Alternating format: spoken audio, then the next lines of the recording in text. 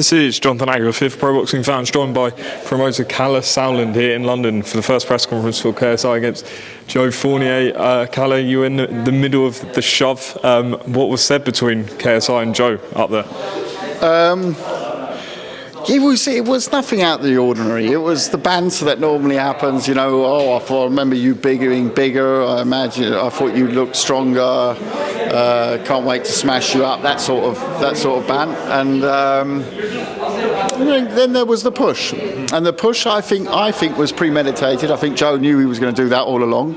I think that was his sort of symbol of, don't think that I'm some crossover boxing guy. I'm a legit fighter, and I'm coming here to take you out. I think that's what he was trying to do with it. I think JJ or KSI was very respectful during the press conference. I mean, he said he wants to knock him out and beat him and everything, but compared to normal crossover boxing press conferences, I think it went down quite tamely. I'd like to see if we reran the presser straight after that push, whether it would still be as tame. I don't think so. I think we'd see the other side of JJ up there. And I just got that feeling that Joe wants to claim this space almost, sort of thing. John Fury said that you've held some talks about a Tommy Fury KSI fight. Is that accurate? Yeah, no, absolutely. Had a great meeting with John, and we both like the fight. It's about getting a deal done now. Look, John seems to be like a very simple person to deal with, which I like. Straight shooter.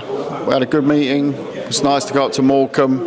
I mean, I'm confident we get it done. But we're not overlooking, obviously, Joe Fournier first. I'm assuming Tommy will be ringside at this event. Well, let's get a deal done first. I'm sure they've got a few other options on the table as well. I hope we can get it done. But at the same time, we've got to focus at the moment on the Fournier fight, because it's not unsimilar to the situation Jake Paul was in, and we don't want to make the same mistakes, and we won't. I know we're pressed for time, so just a couple more. Chris Eubank Jr., is the Liam Smith rematch going to happen or not? Yeah, I mean, look, we've got points to iron out, as there are with any big fight. That's ongoing. Before you even asked me, yes, we had a flirtation around the Ben stuff.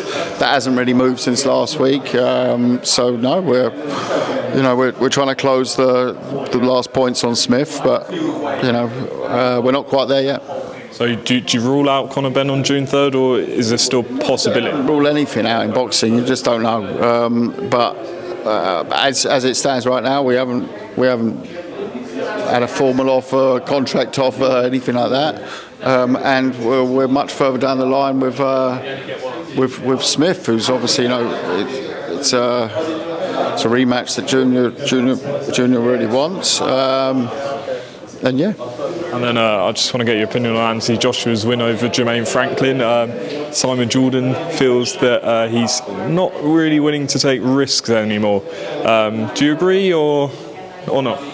I think we all have this recollection of Joshua being this Mike Tyson style, knockout style and whatever. Yeah, he took a lot of people out in early fights. That's what you do when you turn pro, generally as a heavyweight. Matty Harris last week, our up-and-coming superstar at heavyweight, he took 23 seconds to take his man out. And Joshua had a few of them as well early on. That's what you do.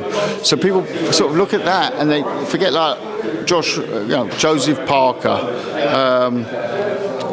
Carlos Takam, a lot of these big fights, the Ruiz 2 fight, they were based off boxing performances. He didn't go in there and look super aggressive. Yeah? I don't think he wobbled Parker once. I think it's about what he's cracked up to be. So, if you've got this impression that he's going to take everyone out in the first 3 rounds, you've got the wrong fella. So I think the trainer will be happy. He saw 12 rounds and not 12 seconds, so that's always a plus. And it looks like could be that he's ordered to fight Hrgovic now for the interim IBF World Championship, which would be a very interesting fight. But let's see. Any talks for that? Not just yet, because the whole Dubois thing is still a bit sketchy, but we're watching that. Just final question, and I'll finish up. Josh Kelly, any latest with him? When can we expect him back? Very shortly. Most likely back in the northeast. I'm looking forward to that, but very shortly. Kalle Sauerland, appreciate your time. Thank you.